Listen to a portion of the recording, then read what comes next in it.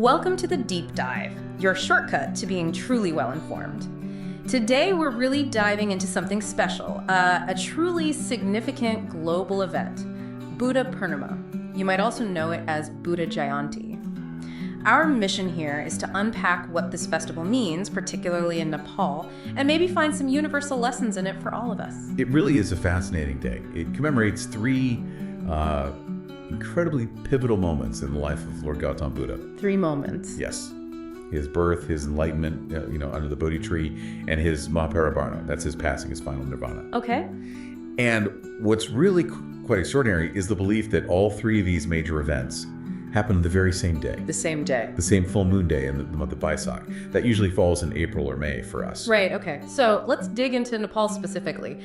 Why does Nepal hold such a unique place in this story? I mean, beyond being the Buddha's birthplace. Well, that's a great starting point, actually. Lumbini is this ancient town down in the Rupandai district in southern Nepal.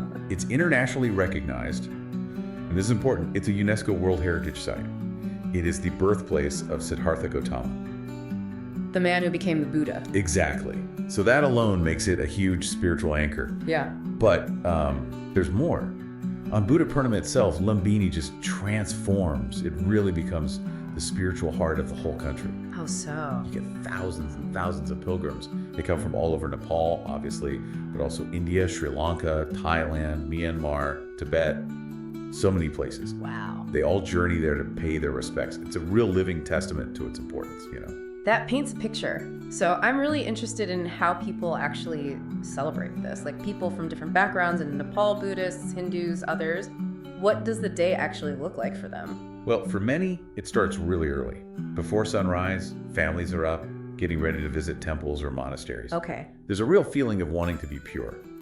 So people tend to wear simple, clean clothes. White is very common, symbolizing that purity. But you'll also see wonderful traditional outfits, depending on the region and ethnicity, maybe Daro Surwal, Gunyo Cholo, or even colorful Tibetan robes. It's quite beautiful. So once they're ready, where do they go and what's it like at these places? Can you kind of set the scene? Absolutely.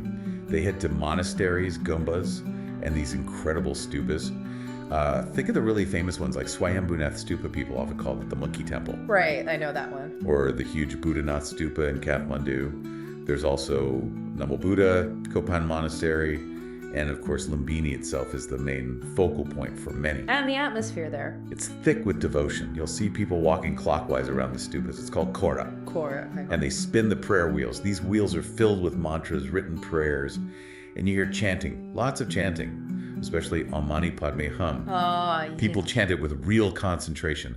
The belief is it brings inner peace, spiritual merit. It sounds incredibly spiritual almost, otherworldly. Is there also a sort of practical side to it? Or maybe a community feeling alongside the deep spirituality? The whole sensory experience must be quite something. Oh, definitely. The senses are fully engaged.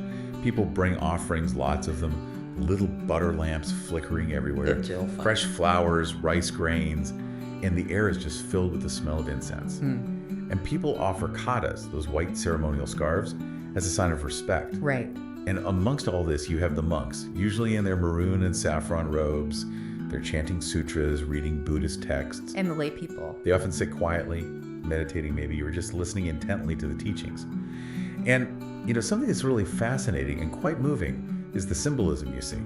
Like what? Like sand mandalas. In some places, monks will spend hours creating these incredibly intricate patterns out of colored sand. Wow, I've seen pictures, they're amazing. They are, but then later they're carefully dismantled, swept away. It's a very powerful, very visual representation of the impermanence of everything, of life itself. It's not just an idea, you see it happen. It really makes you think about the fleeting nature of things. That's a whole other layer. Okay, so you have this deep personal devotion, these symbolic acts.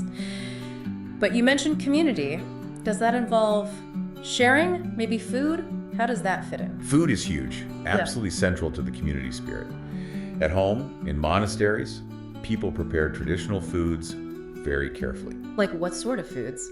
Kheer is very common. It's a sweet rice pudding considered really auspicious. Ah, kheer, yes. It's usually offered to a statue of the Buddha first, kind of symbolically, before everyone shares it. There's actually a story. Oh. Legend says that just before his enlightenment, Buddha was weak from fasting, and a woman named Sujata offered him milk rice. That offering gave him strength, so sharing kheer kind of echoes that. That's love. Yeah. And you'll find other things too, like sel roti, that's a kind of fried bread ring fruits, lots of vegetarian dishes. And the key thing is sharing it with family, neighbors, sometimes even complete strangers. So it's not just about praying, it's about act of kindness, connection. Exactly. And that connects directly to the Buddhist concept of dana. Dana. Yeah, dana basically means giving, generosity, charity. Monks often receive alms or dana from the public. But on Buddha Purnima, this spirit of dana just blossoms everywhere. So how does that look in practice? Well, people might donate money or food to the poor or visit hospitals, maybe orphanages. Some people practice freeing birds or animals. As a symbol. As a symbol of liberation, yeah. And volunteering is big too, helping out with social projects or environmental work. It's really about putting compassion into action. And teaching the next generation too, I imagine. Absolutely. It's a day when kids are really taught about the core values. Nonviolence, telling the truth, being kind. The things Buddha preached his whole life. This widespread practice of dana, it's almost like a social glue, reinforcing those community bonds. It's clear this goes way beyond just sort of local temples. It sounds like a truly national event. How is it recognized across Nepal as a whole? Oh, it absolutely is. It's a national public holiday. Everything closes: schools, government offices, most businesses. It allows everyone the chance to participate. Even the government gets involved. Yes, definitely. Yeah. You'll often see top leaders, dignitaries attending the main ceremonies, especially at places like Lumbini or Swayambhunath. It shows the national importance. And the media? They play a big part. TV and radio stations broadcast special programs, documentaries about Buddha's life, discussions on his teachings, sometimes live coverage from the main celebration sites. It brings the event to the entire country. That's a significant level of national engagement for what started as a spiritual commemoration. I guess there must be large public events too. Oh yes, especially in Lumbini. There's usually a very grand procession. Imagine monks from many different countries, all walking together, chanting prayers, often specifically for world peace. That must be quite a sight. It really is. It's vibrant, colorful, a real showcase of Nepal's deep spiritual heritage, but also its global connections. And it raises an interesting point, doesn't it? How does something so deeply spiritual become such a prominent national display? Yeah, huh? I think it's because the Buddha and his teachings are just so fundamentally woven into the fabric of Nepali identity, history, and culture. It's part of who they are. Makes sense. And the celebration isn't just limited to the big, famous sites. Even in schools, you'll find cultural programs. Kids might dress up as little Buddhas reciting teachings like Apadipahava, Which means... be a light unto yourself. Yeah. It emphasizes that inner wisdom, self-reliance. Let's pull back a bit. What does all this mean for us today, for people living, in this hectic modern world? What's the lasting message of Buddha Purnima? Well, I think it's so much more than just a religious festival. It's really a reminder for all of us, everywhere. A reminder to try and live with compassion, not cruelty. To cultivate mindfulness instead of just rushing around mindlessly, and crucially, to choose peace over conflict, both outwardly and inwardly. That feels very relevant. Extremely. Lord Buddha's teachings, they really don't see borders of caste or race or religion or nationality. His wisdom about the human condition, about suffering and the end of suffering, honestly, it feels more needed now than perhaps ever before. It's a call to look inside and then act outwards with kindness. So wrapping this up, in Nepal, the land where the Buddha was born, Buddha Purnima is clearly this incredibly profound day. It's about looking back with gratitude, reflecting, but also looking forward with hope. Exactly. It brings families and communities together, and it genuinely inspires people to choose a path of peace. It reminds every single Nepali of those deep, deep spiritual roots connecting their land to one of history's greatest teachers. It's a powerful image. It is. Think about it. As the sun goes down and that full Baisak moon rises over the hills of Nepal, the whole land just seems to glow.